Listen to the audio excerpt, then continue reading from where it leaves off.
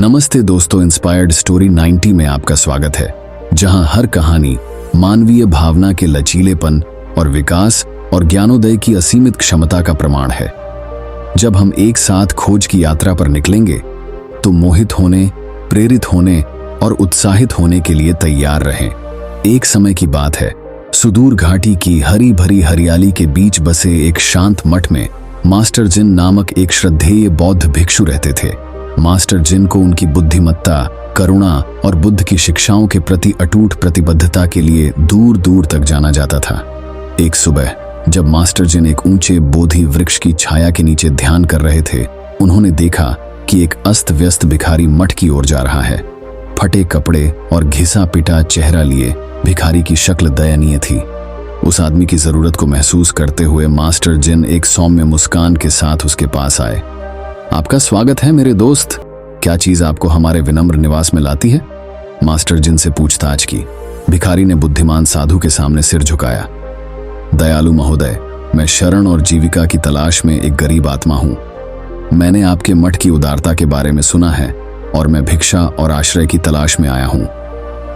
भिखारी की दुर्दशा से प्रभावित होकर मास्टर जिन ने उसे मठ में आमंत्रित किया और उसे भोजन, कपड़े और आराम करने की जगह दी।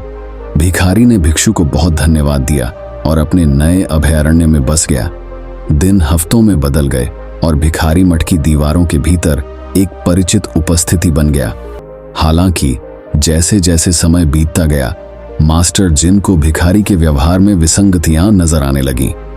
उन्होंने देखा कि कैसे भिखारी विषम समय में पेंट्री में घुस जाता है और भोजन जमा कर लेता है, और कैसे वह सांप्रदायिक कामों में भाग लेने से बचता है।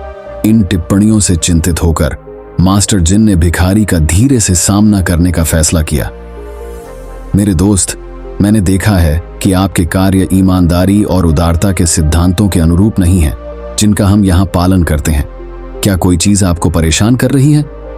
सतर्क हो जाने पर भिखारी खुद को संभालने से पहले घबराकर हकलाने लगा। आदरणीय श्रीमान, मेरे अपराधों के लिए मुझे क्षमा करें। मुझे यह स्वीकार करने में शर्म आ रही है कि मैं धार्मिकता के मार्ग से भटक गया हूं।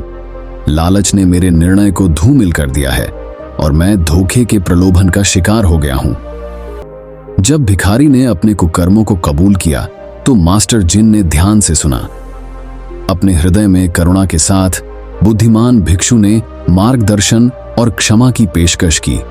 भिखारी से अपने तरीके सुधारने और सच्चे पश्चाताप के माध्यम से मुक्ति पाने का आग्रह किया। मास्टर जिन की बुद्धिमत्ता और दयालुता से प्रभावित होकर भिखारी ने एक नया पत्ता बदलने का संकल्प लिया। विनम्रता और कृतज्ञता के साथ उन्होंने ईमानदारी, उदारता और करुणा के गुणों को अपनाते हुए खुद को बुद्ध की शिक्षाओं के प्रति समर्पित कर दिया। इसके बाद के महीनों में पूर्व भिखारी मठ समुदाय का एक अभिन्न अंग बन गया।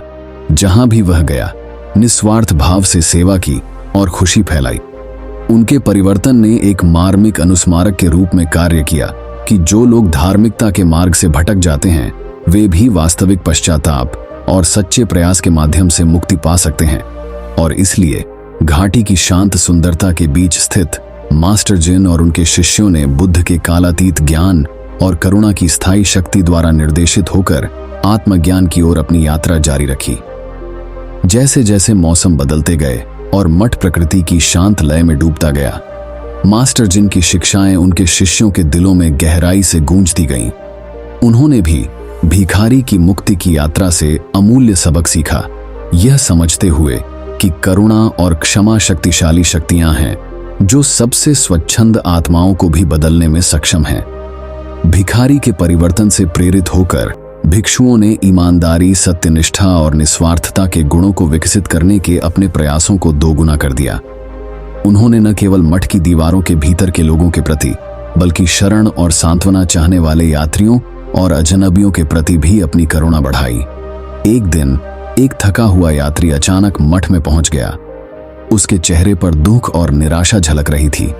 उसकी जरूरत को महसूस करते हुए भिक्षुओं ने खुली बाहों से उसका स्वागत किया। उसे भोजन, आश्रय और सुनने वाले कान दिए। जैसे ही यात्री ने कठिनाई और हानि की अपनी कहानी साझा की, उसे उनकी दयालुता की गर्माहट और उनके शब्दों की बुद्धिमत्ता में सांत्वना मिली। भिक्षुओं की करुणा से प्रेरित होकर यात्री ने आत्मखोज और उपचार की यात्रा शुरू करने का संकल्प लिया।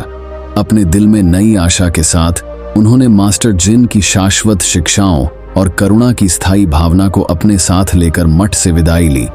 इसके बाद के वर्षों में मठ की परोपकारिता की कहानियां दूर दूर तक फैल गईं, दूर दूर से साधकों और तीर्थयात्रियों को आकर्षित किया। मठ के शांति और करुणा के माहौल से प्रभावित प्रत्येक आगंतुक को अपनी आध्यात्मिक यात्रा में सांत्वना, मार्गदर्शन और प्रेरणा मिली। और इसलिए घाटी के हरे भरे आलिंगन के बीच मास्टर जिन और उनके शिष्यों ने दुनिया को ज्ञान और करुणा की रोशनी से रोशन करना जारी रखा। बुद्ध की कालातीत शिक्षाओं को मूर्त रूप दिया और उन सभी के लिए क्षमा और मुक्ति की परिवर्तनकारी शक्ति का उदाहरण दिया जिन्होंने अपनी सीमा पार कर ली थी पथ। जैसे जैसे मास्टर जिन और उनके मठ की प्रतिष्ठा बढ़ी, वैसे वैसे मार्गदर्शन और शरण चाहने वाले आगंतुकों की संख्या भी बढ़ी। उनमें एक परेशान रईस व्यक्ति भी था जो धोखेबाज सलाहकारों की कपटपूर्ण योजनाओं का शिकार हो गया था। विश्वासघात और मोहभंग के बोझ से दबे रईस ने मठ की शांत सीमा में सांत्वना की तलाश की। भारी मन से उसने अपने भोलेपन और अफसोस को स्वीकार करते हुए मास्टर जिन को अपनी दुख की कहानी सुनाई। मास्टर जिन ने सहानुभूति के साथ सुना। उनकी कोमल निगाहें अटूट थीं और उन्होंने रईस के शब्दों को आत्मसात कर लिया। करुणा और स्पष्टता के साथ उन्होंने उस महान व्यक्ति को विश्वास, विवेक और सांसारिक लगाव की नश्वरता की गहरी समझ की दिशा में मार्गदर्शन करते हुए सलाह दी। मास्टर जिन की बुद्धिमत्ता से सशक्त होकर रईस ने साहस और ईमानदारी के साथ अपने विरोधियों का सामना करने का संकल्प लिया। नई अंतर्दृष्टि और आंतरिक शक्ति से लैस होकर वह अपने सम्मान को पुनः प्राप्त करने और अपने क्षेत्र में न्याय बहाल करने के लिए यात्रा पर निकल पड़ा।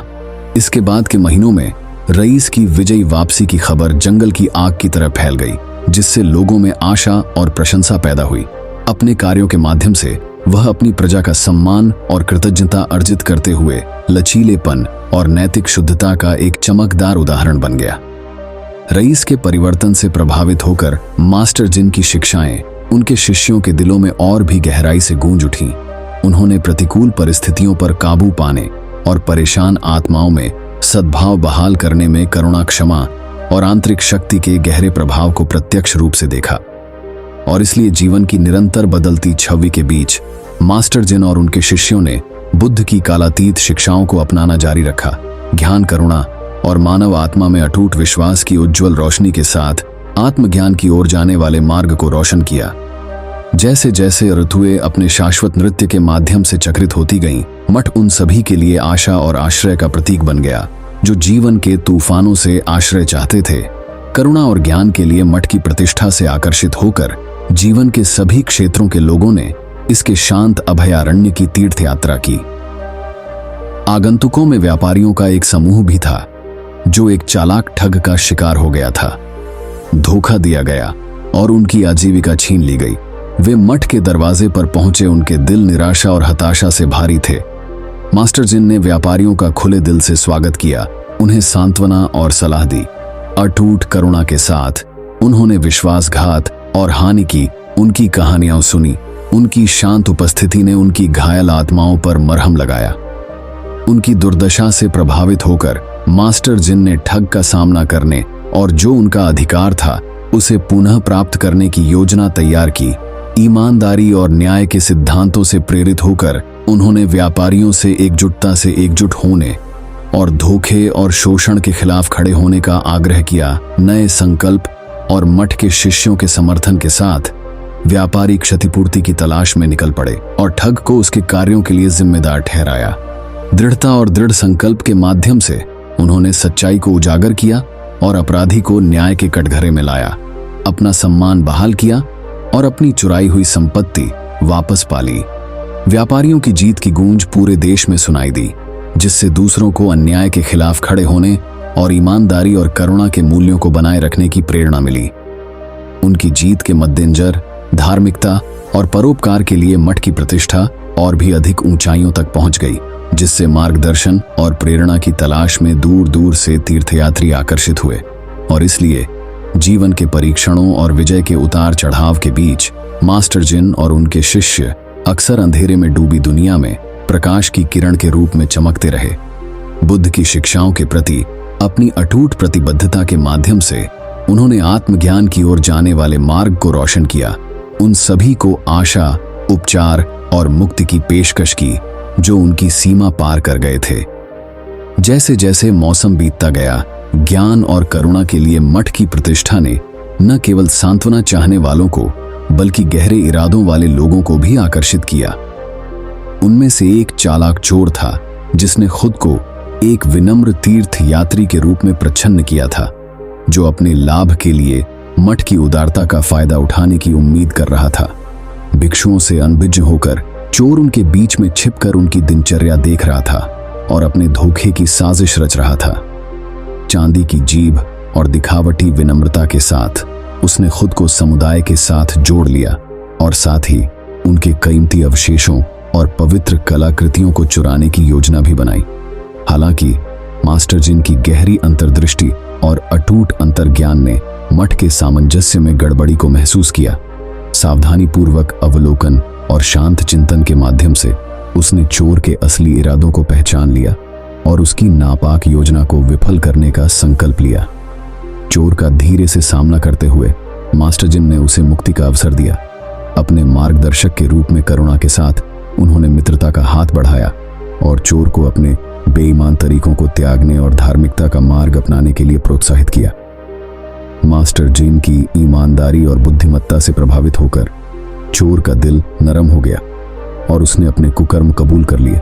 पश्चाताप से अभिभूत होकर उसने अपने द्वारा पहुंचाए गए नुकसान की भरपाई करने और जिनके साथ उसने अन्याय किया है उनसे क्षमा मांगने की कसम खाई। मास्टर जिन के मार्गदर्शन से चोर ने आत्मखोज और परिवर्तन की यात्रा शुरू की। सेवा और पश्चाताप के कार्यों के माध्यम से उन्होंने मठ समुदाय का विश्वास और सम्मान अर्जित किया, जिससे यह साबित हुआ कि सबसे स्वच्छंद आत्मा भी वास्तविक पश्चाताप और ईमानदार प्रयास के माध्यम से मुक्ति पा सकती है। अंत में चोर की मुक्ति करुणा और क्षमा की परिवर्तनकारी शक्ति का एक प्रमाण बन गई, जिसने उसकी यात्रा को देखने वाले सभी लोगों को मानव आत्मा की अंतर्निहित अच्छाई में विश्वास करने के लिए प्रेरित किया। और इसलिए प्रकृति की कालातीत लय और मानवीय अनुभव की बदलती टेपेस्ट्री के बीच मास्टर जिन और उनके शिष्यों ने दुनिया को ज्ञान और करुणा की रोशनी से रोशन करना जारी रखा। उनके रास्ते में आने वाले सभी लोगों के लिए उपचार, मेल मिलाप और मुक्ति को बढ़ावा दिया। दोस्तों, हमें उम्मीद है कि आपको हमारी वीडियो बहुत पसंद आई होगी। अगर वीडियो पसंद आई हो तो वीडियो को लाइक और एक मित्र के साथ शेयर जरूर करें और ऐसे ही ज्ञानवर्धक वीडियो देखने के लिए हमारे चैनल से जुड़े। धन्यवाद। नमो बुद्धाय।